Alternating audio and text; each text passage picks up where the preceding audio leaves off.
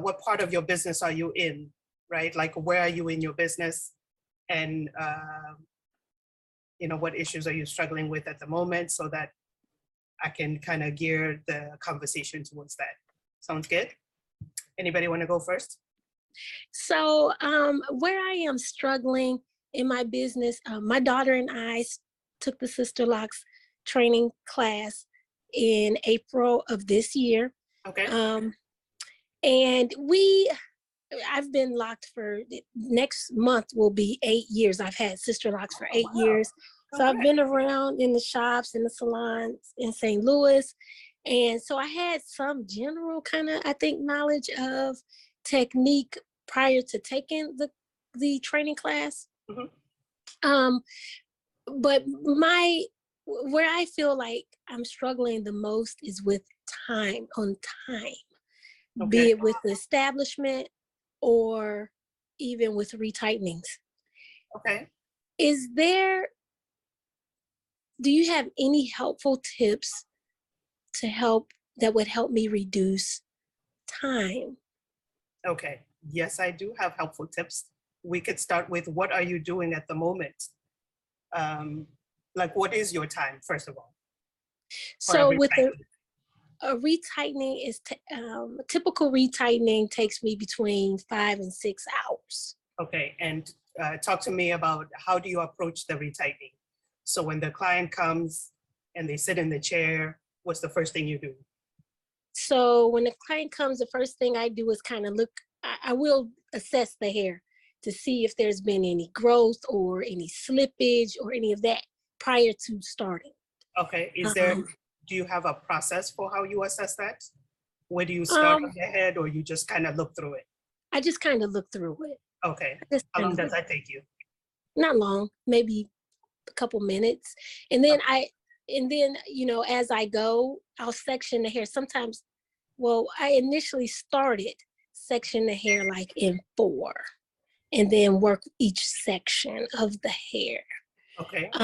But here lately, I've kind of been toying with different ways. Like, I've started in the front and then work, the front of each side and then work my way to the back. Because the last thing, after kind of evaluating my time, of course, clients can be impatient.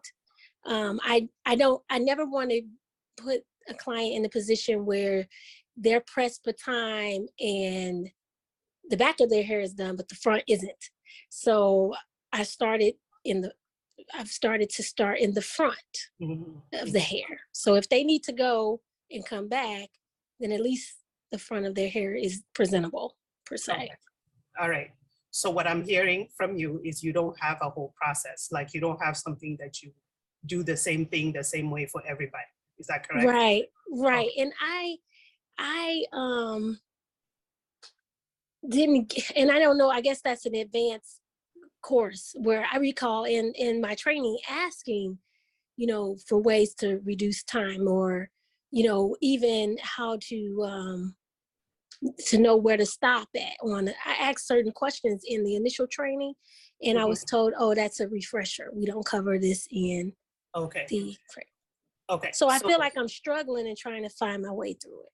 Okay, so let's start with, for me, I always want a process. You want something that can, if you do it the same way every time, you should get the same result for each person, or at least get some high level of predictability about what you're doing. So right now you don't have a process, and so there's no way for you to tell, this person's hair takes me X amount of time, versus like, what are the variables that make the time different per person, right? So you need to get back to the same way that we showed you how to do it in class. You always start off by sectioning the hair in the original sections. So if you did 1, 2, 3, 4 in the front and 3 in the back, that's how you need to get back to sectioning the hair. So when they sit down, you find your ear to ear, you find your center part, you find your side parts, you find the back sections, and have the hair grouped like that before you start, okay? Then you want to start in the front. So pick a side. You want to start on the left side or the right side. but pick a side and do that every time, right? Then Okay. you're going to isolate this row by the ear, because you're going to start from the ear and work your way up. Whereas when you do an establishment, you're going to start at the center part and work your way down. That makes sense? Yes. Okay, so you're going to start at the ear and work your way up. So that's one thing, sectioning, making sure that you're working in sections, because once you finish that section, you can write down the time and know that if this section takes me 30 minutes and I have 4 sections, that means I'm probably going to finish the front in 2 hours, right? Right. Okay, so then for each person that you do, you go through the hair the same way every time, right? Mm-hmm. That's how you can try to get a baseline for how long it takes you for each person. So I recommend each person as they come, you write down their name, how many weeks it's been for their retightening and how much time it's taking you for that retightening. And then each time that they come, you want to try to cut down that time at least by like, even if it's 5 minutes, right? But you want to see a difference. That makes sense? Yes. Okay. I'm taking note. Okay. The other thing after you section is your usage of the tool. So if you're not using the tool efficiently, then that's also going to slow you down, right?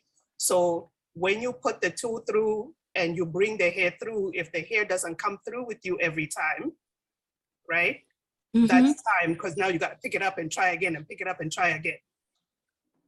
So if you have your mannequin, if you do like 5 locks a day when you don't have a client, anytime you don't have a client, you go on that mannequin and try to improve the smoothness of how you use the tool, then that's another thing that can cut down your time. But work on one thing at a time as you work through your clients. So the first thing is you're going to section it the same way for everybody every time. You're going to start at the ear, work your way up, and see what that's looking like. When you get to a plateau with that, then look at how you're using your tool. How can I improve the way I'm using my tool? Can I? Hi. Sorry. Okay. Right. How can I improve the way I'm using my tool? So then you'll be focused on the things that you're trying to improve each time. So the first thing you're trying to improve right now is sectioning, so that you have a way that you proceed around the head. That makes sense? Yes. Okay. And feel free to email me your little timesheet if you want to. Okay. Let me write. Okay. So keep a timesheet for each client. Each client. And when you're not working on the client, oops, that's the wrong email. When you're not working on the client, spend like 5 locks or 5 minutes, whatever, pick a time or pick a number of locks that you're going to do on the mannequin every day. So if you pick a time, say 10 minutes, and in 10 minutes you do 10 locks today, then tomorrow, 10 minutes, you need to do 11 locks or something like that. Okay. And if it's 5 locks that you're doing, you see how long 5 locks takes you, then tomorrow 5 locks should take you less time. Okay. Sounds good? Yes.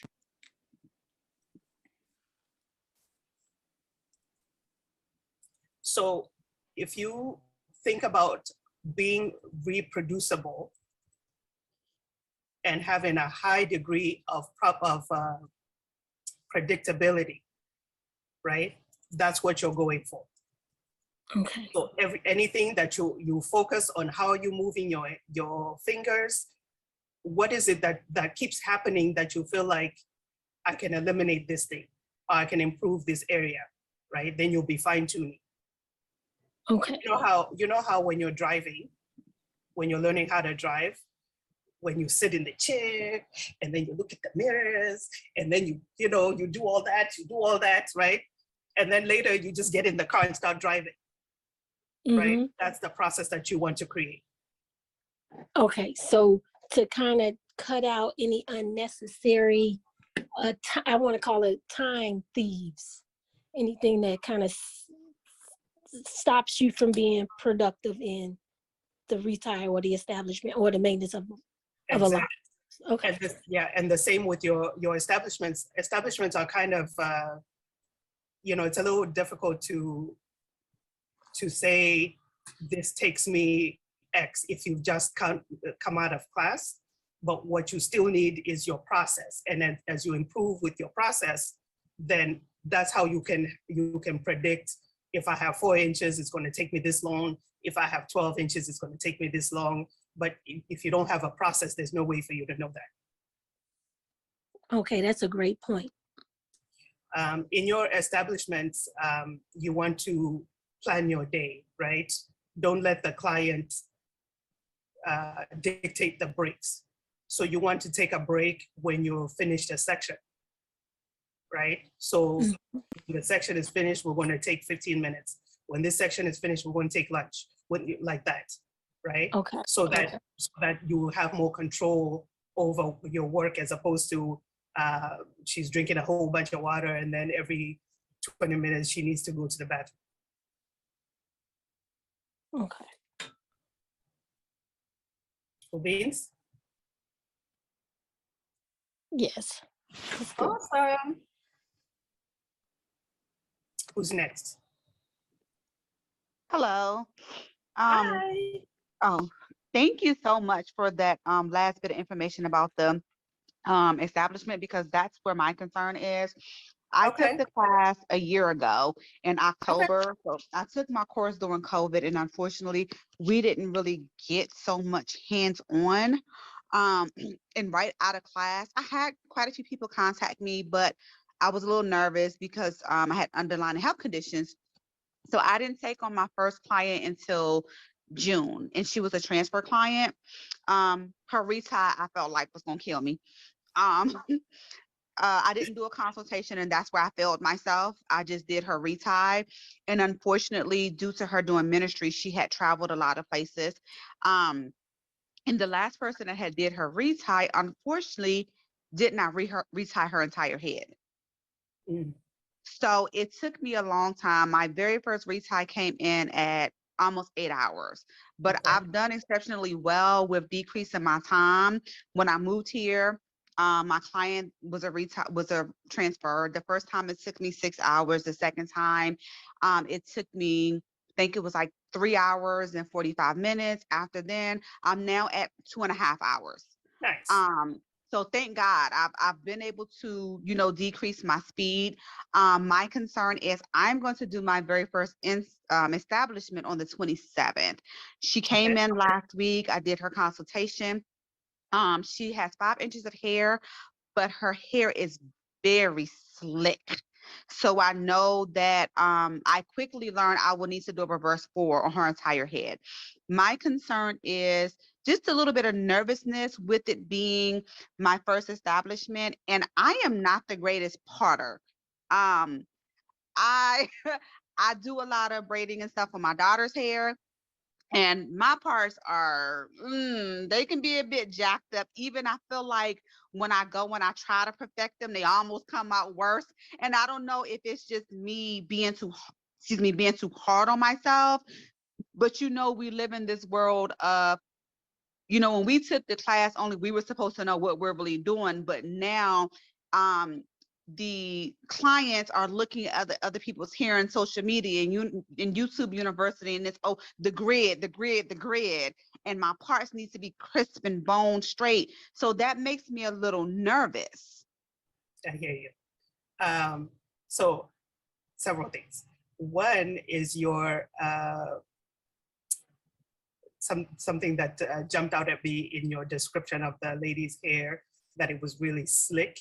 So when we're talking in this format, try to use more of the vocabulary, because then that way the information that I can give you, or the collaboration that we can go through, can be more specific to the client as opposed to in general, right? So when you say that the client's hair is slick, can you tell me about all the characteristics? How did you assess them?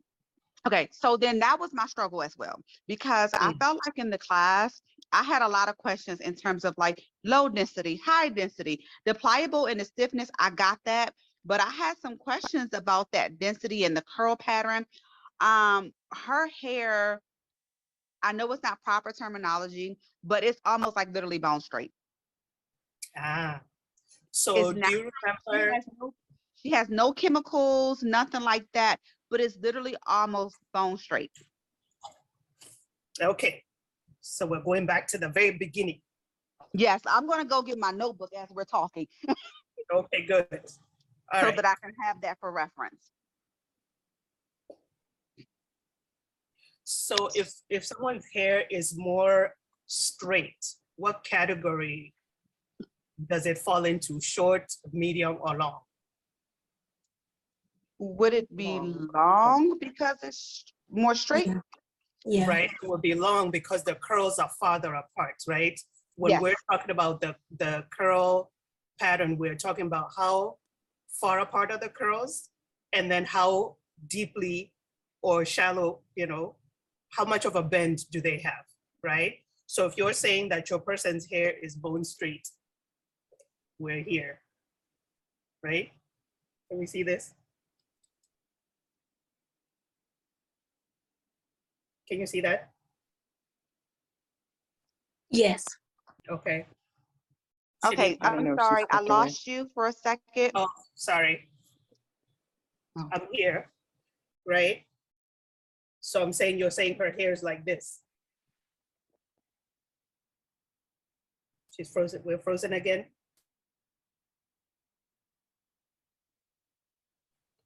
Am I still here? Yeah, I see you. Okay. Well, so we're saying that her hair is pretty much long and shallow. That would be her curl pattern, right?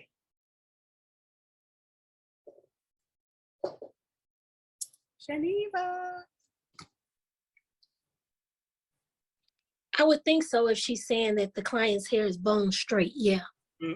So then, are you back, Geneva? No. So then, if that's the case, then we would need to assess the other characteristics to know whether or not that assessment she made to do a reverse fold all the way is correct. Oh, she says, I'm frozen. How about now? I can hear you now, but anything you said after the long curl pattern, I missed. Okay, okay, we could start again. So we were showing the diagram. We're good now? Yes. I was showing the diagram to say that your person's hair looks like this. Yes. Okay, so what we determined already that this would be long and shallow, this one, right? Okay. This is long and deep, average, shallow, right? Okay. So you said you're going to do reverse fold all the way, and I want to understand, how did you arrive at your decision? Well, no other pattern would hold. It wouldn't lock. Is that based on you having already tried it, or that's just in your thinking? Yeah, no, based on already tried it, nothing else would work. So this is as a result of the sample locks you put in before? Yes. Mm-hmm.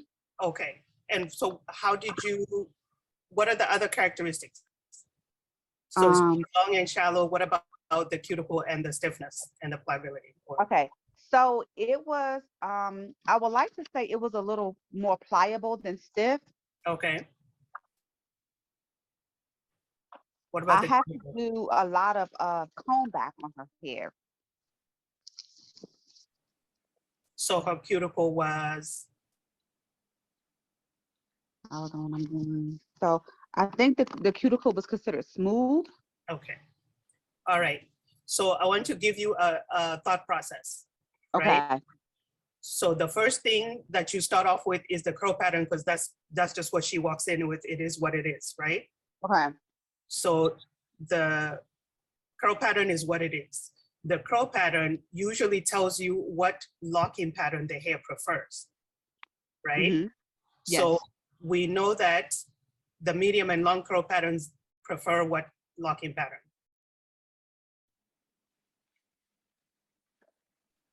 Okay, I'm sorry. Can you repeat that? My son walked in with his college advisor on the phone. I am so sorry. It's okay. I'm saying, what locking pattern do the medium and the long curl patterns prefer? Hold on, let me go back. I believe it's a 3. It's a 3. It's a 3, right? Mm-hmm. Are you in agreement, Shaniva? I'm looking. I'm sorry.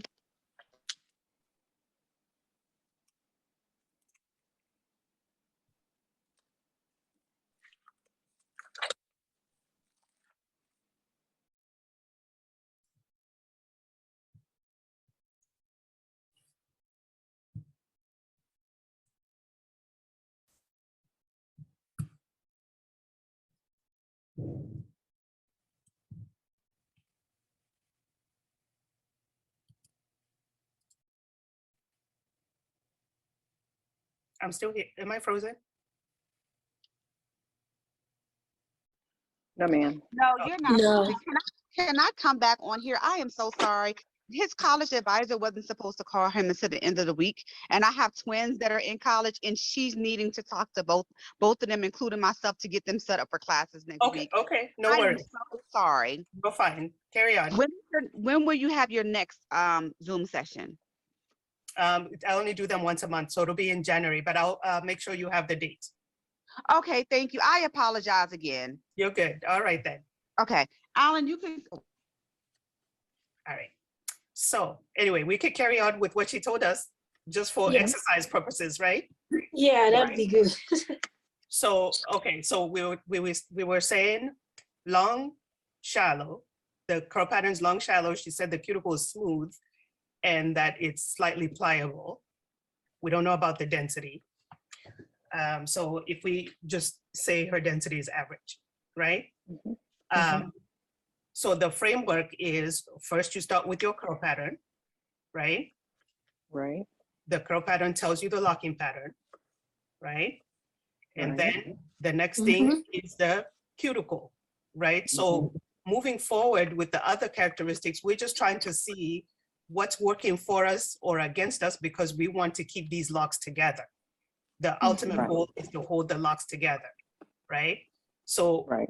we would like to give the hair what it prefers, but we also want it to stay together. So if what the hair prefers is going to work against us, then we're going to need to do something different until we can give the hair what it wants later, right? So Right. Right. the cuticle is smooth. Is that working for us or against us right there?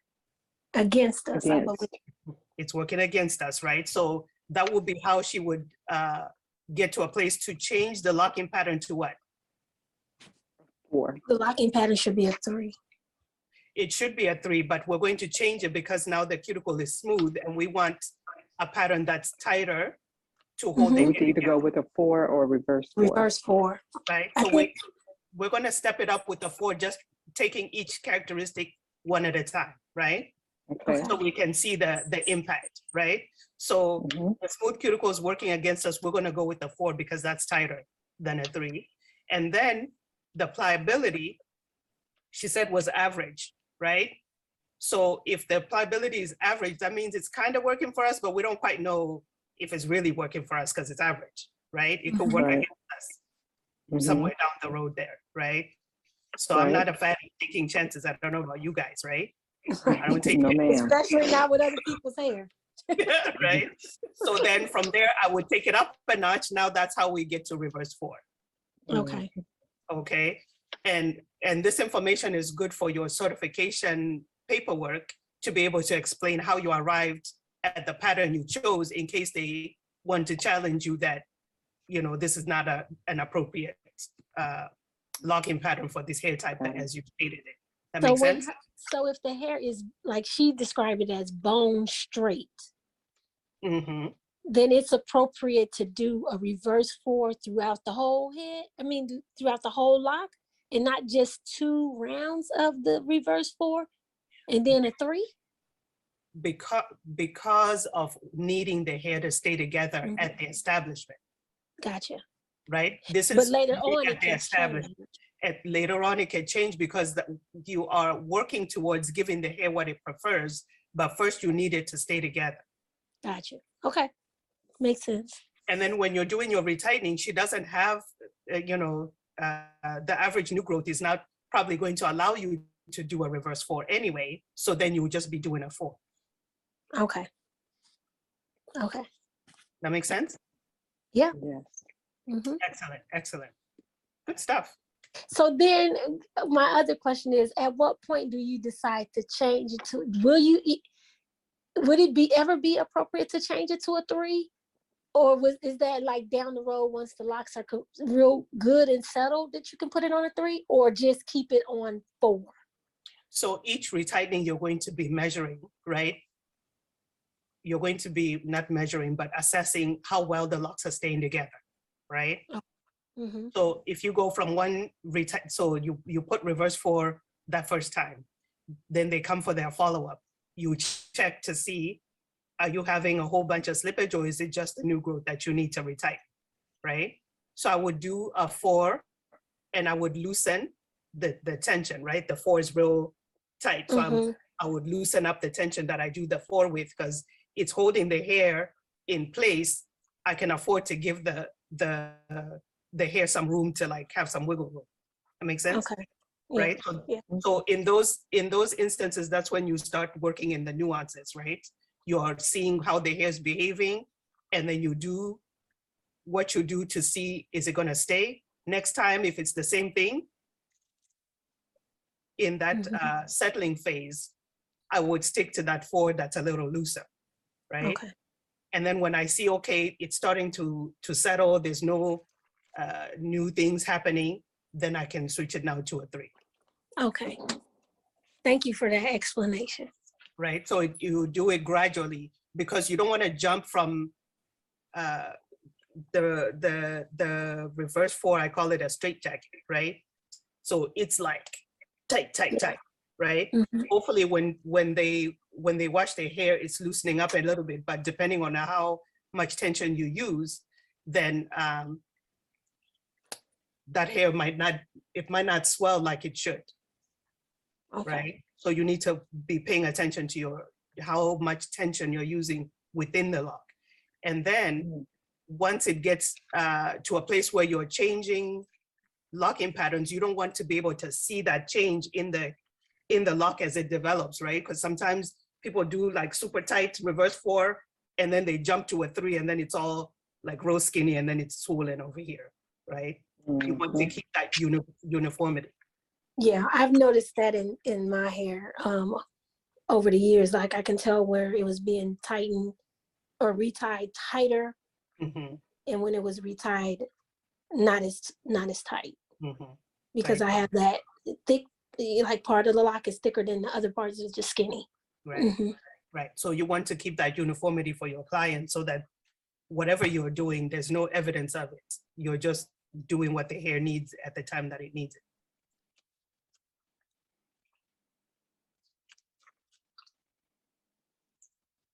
It's a good conversation, guys. What's next? Can I go back to what you stated? Her question was about her time. Yes. Because you helped me with that a lot.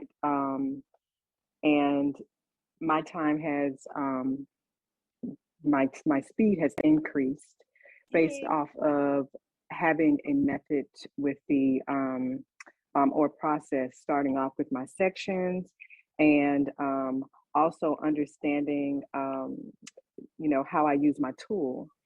And again, doing the mannequin is very helpful as well. So initially, I started off with my client. So I've been timing myself. That's the other thing, I think you mentioned to her, but if you have on your phone, I know I use my my timer, which you could do laps. So each section is a lap. So it allows me to see how quickly I do that middle section, because that's where I start, at the middle, at the bottom, and work my way up. And my first client ended up with like 451 locks. And initially it took me about 4 hours or so to do the retightening. Now I'm down to like 3 hours and 15 minutes. So I'm super Nice. duper excited about that. That's really good. Nice. Yes, and so but doing and now mind you, I am one of her mentees, so those hands-on and her showing me different techniques have actually has helped me tremendously. So kudos to to you, Rose, for helping me with that. So so yeah, so now my retightens are averaging about anywhere from 2.5 hours, and those are my clients who have an average of 400 locks, but and when I say an average, that's like 419 thereabout. And so yeah, that timing, constantly practicing with your tool is definitely a win-win. Very nice, because it becomes like muscle memory. Like I was using the analogy of driving, it just becomes muscle memory at some point. Even the analyzing of the hair, at some point it just comes to you because you have your process of how you go about it. Very nice. And that whole part about when we checking out the cuticle, the curl pattern and all that, and what works against it and what works for it, that was like an eye opener for me as well.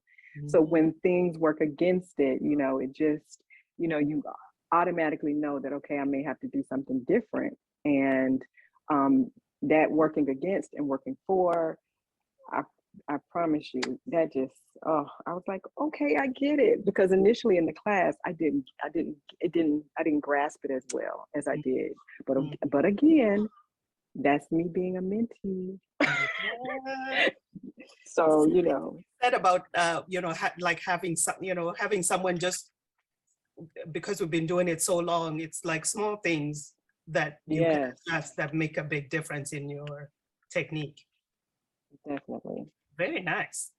So Angel, so you're working with your daughter, you said? You guys have a salon together, or you're just doing it at home? Doing it at home. Okay. So she's a college student, and she comes home on every couple weekends to help out. There are like 2 clients that they were transfer clients, and one of them has close to like 500 locks on her head. So it would take me 8 hours to do her hair by myself probably. So we both do her hair, and then there's one other client that we do together. Tell me about your strategy for working together. How do you guys do that? So we section the hair, and she takes one side, I take one. If she's working, and this is just simple, if she's working on her section in the front or in the top, then I usually start in the back at the bottom, so that we kind of don't run into one another. That's right. Okay. So the same concept applies, though. Instead of jumping around or any of the confusion about where you studied, right? Just have this is what we do, right? Okay. So if you start at the bottom left and she starts at the front right, then she does all the front, you do all the back? No, usually we start opposite of each other, and we still just do that whatever side. Complete the whole side. It's not that I do the whole front and she does the whole back. Okay, so I want you to try it that way. Someone does the whole front, someone does the whole back. Oh, okay. I see what you're saying. Then that way you stay in the back. She stays in the front. When she gets to a certain place, she'll come on the other side. You go to the other side. Okay, I got you. You can pace yourselves at that point, right? To make sure you guys are matching each other's speed. Okay, but let me tell you something. She is faster than me. She's what? She's faster than me. Okay. She is fast, but we do still, like I said, that one client and the other client. The one client, I've never seen one person to have so many locks, and then her hair is very long now because she's been locked for like 6 years.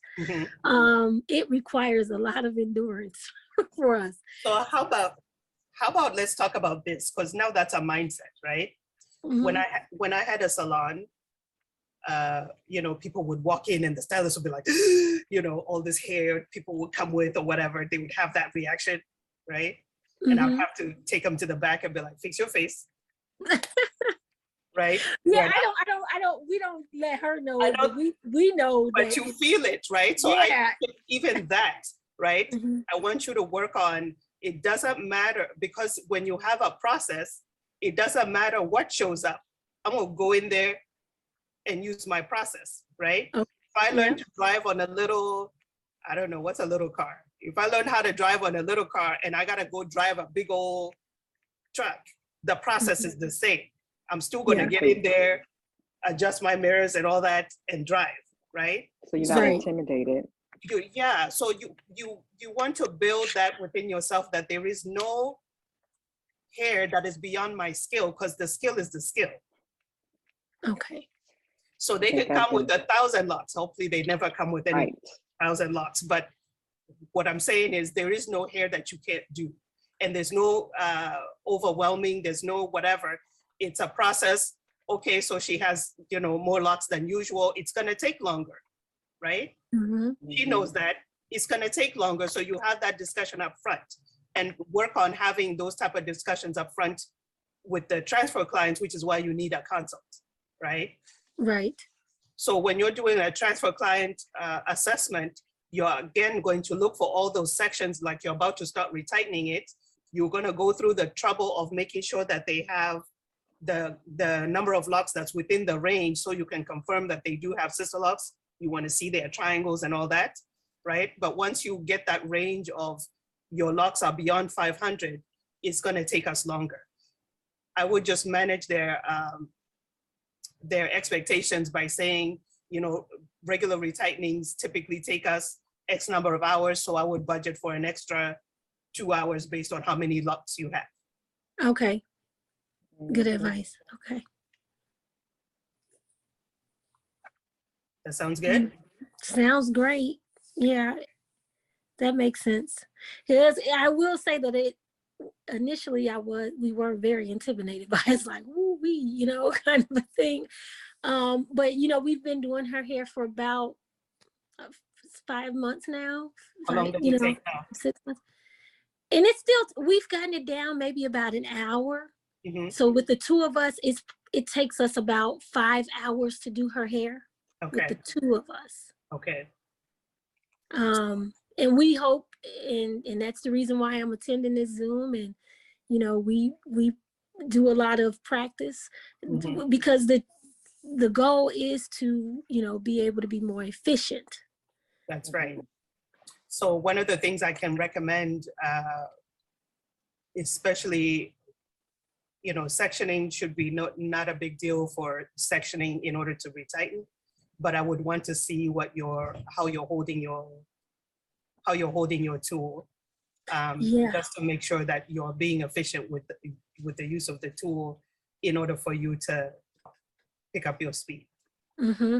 Yes, I'm glad you mentioned that. And I'm sorry, I don't mean to hog all the time, but I was on Instagram recently and I follow a couple of different sister law consultants. And I noticed that the way she was kind of inserting her tool and how she wrapped the hair seems to be different than what I was taught. But this is person, I believe she is a certified sister locks consultant. But also the tool she uses looks just like the sister locks, the white tool that I have, but the tool that she's using is black. So I want you to be careful about what you're emulating on Instagram or social media, period, right? Because we're still bound by the trademark. So all that stuff that they are showing on social media is really not, that's proprietary information, right? So the way she's getting around the proprietariness is to use a different tool, but then it's a matter of integrity, right? Because now you're still showing things you're not supposed to show. Right. So for you, I want you to go back to the way that it was taught in class, in the same way that we're using this driving analogy, right? when you get in the car to drive, the first thing they tell you is what? You adjust your chair or whatever. Adjust your seat, adjust your mirrors, you know. Right, in your mirrors and whatever. So the same thing for you when you approach the client. How do you pick up the hair? How you holding your tool, right? Mhm. And then how do you insert it? There's a I mean, I do that in my class. I hope everybody else does it in their class because we're supposed to, but but there's a We'll step tell by you. step. No, I don't remember it being kind of step by step. It was just more like we had to make the locks with our fingers, and then she showed us how to wrap, 9 or 12, 9, 6, 3. Mhm. It wasn't like insert this way, or so that's why I kind of feel like I don't know. Okay, Yeah. so yeah, I don't know if there's a specific way. There Should it is. be done at an angle? I don't. There is. So that type of stuff I can do a one-on-one with you. So we can schedule a time, right, for you to show me, you come with your mannequin on camera. This is how I'm holding my tool. This is what I'm doing. And then we can fix it because there's a step-by-step how you insert and you come up with tension and wrap it and pull it. Okay. Mhm. Okay. And my daughter actually raps different than I do. And believe it or not, because I felt like I missed so much, I've already taken an advanced refresher course. And I just took the initial training in April. And I asked the In the question about refresher, did they show you that part? no, it was just kind of like, I was in with a group that were what they consider master stylists. So they've been doing Sister Locks for 10 or more years. Okay. And have been featured in the Sister Locks magazine. So like, some of the questions that I'm asking now, I asked at that advanced refresher too. And now I seem to be getting the answers, but I don't think that was one. I did ask about rapping. And she showed me the video of Dr. Cornwell and the way she raps, which seems, basically Michelle kind of insinuated there's no such thing as a right hand or a left hand, because I thought, well, is it because my daughter is left-handed that she raps it looks different the way she raps? But she said no, I forgot what she called it, tucking. She called it tucking. And she said, there's no right or wrong way to tuck. Right, because the point is just to get the hair into the hook. So whichever way you do it is okay, as long as the hair comes through with you. And that's usually the point where you're bringing the hair through is where people mess up, because then it falls out of the hook. Right. So Right. I would definitely just need to see what you're doing in order to. Okay. That helped me too. I'm just saying that was because she watched what I did and I watched what she did. And she and you corrected me. And that was very helpful, because the one thing I was missing was how to wrap it, I think.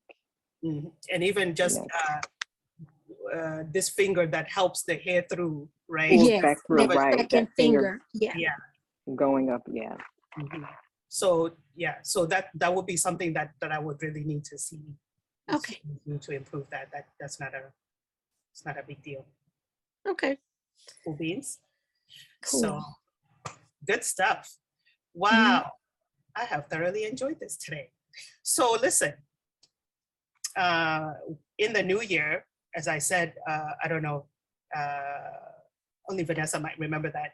I said I was going to do more of this kind of a Zoom where we talk in depth about actual things. Yes. So they're going to be paid Zooms. They're going to be $47, and I'm having them twice a month. One will be like earlier in the month at like noon, and then later in the month at like 7 for those people who work or whatever. But it would just be an opportunity for people to ask their questions specifically, whatever it is that we want to cover. My goal is to have people be able to build a real business that can like pay your bills, right? Because that's the whole point of you having taken the class, you're trying to, ditch the 9 to 5, or you're trying to supplement and have your business do something real for you in your life. So for me, when I started, it was so that the business could fund my life, because that job they were tripping, right? And I needed to leave. So I want to be able to see people do that without so much angst about, because really it's not rocket science, right? You just need to know what to do. And once you know what to do, it's about how you want your business to look like. The technique doesn't change. It makes sense? Yes. So, yeah. So I'm going to post, after I do all this here, I'm going to post the schedule for the new year. And I'm just going to try to do some more, maybe like classes, like whole classes, like for the day, where people can come and actually work on a real person, especially for things like repairs and things like that. I'm really looking forward to doing stuff like that. And then the other thing that's been a real challenge is people, complaints from clients about consultants. So I don't know if it's just my salon, because I feel like that's most of what we get. Someone is so unhappy about the work that's been done that they've filed a complaint with the home office, and now we gotta mediate because either they want their money back or something, right? They're not happy. So being able to explain to the clients in advance what is about to happen and managing their expectations, and also catching them when they come with stuff from social media that, yeah, that's what those people are doing, but this is what's from the book, this is what's from the system. And if you want from the system, then we could do this. But if you want what they got, then you might need to go to that person. That makes sense? Because Yes. the lines have to be really, bold and black and in ink, that this is what I'm doing. And that's because what I had 2 consultations that both came with all of these, they went on YouTube, they had researched and they were telling me all this. And so one in particular, both, I just say, okay, if you can allow me to get through the consultation, I'm sure that I will have answered all the questions that you may have had. And then I told him, I said, out of those YouTube videos, not one of those people were actual Sister Lock consultants. And that's what you have to take into consideration. So once we got started, and I did, I mean, she was like, and she said, you see, she showed me a picture with the little Y. And I just asked her, I said, and what does that mean to you? Right. And she was like, she didn't know. And I said, right. I said, I mean, if you're expecting your hair to look like that because you see a picture of a Y, I said, that's not for you. I said, really and truly, it's for me. I know what that means. I know where I said, but that's not gonna be your hair or whatever. So those are the things you do have to deal with, and you have to, and I know, and I learned that prior to your other Zoom meeting that you did with your friend. And so that was very helpful too. And so it's quite interesting how, people go out and they think they do this major research, and they come back and they want to tell you how to do it. Exactly. So if you're not secure in the knowledge of what you know how to do, and if you don't have you kind of have to have that verbiage in your mind, right? So that when you hear someone questioning or comparing or bringing things that are not Sister Lock related to the conversation, you need to know how to shut that down. Yes, ma'am. Yeah. Yep. You need to know how to shut that down. I had a client, she was a doctor, or she was in med school, and she had come all the way from Alabama, and she was telling me about the lock. She knew about the locking patterns, and are you going to do this locking pattern on my hair? And I just paused and I was like, so when you are doing surgery for a client, you're talking to the client about surgery, do you allow the client to ask you what gauge knife you're going to use to cut them open? Like, right? What are these details? Right. What are these details to you? Exactly, right?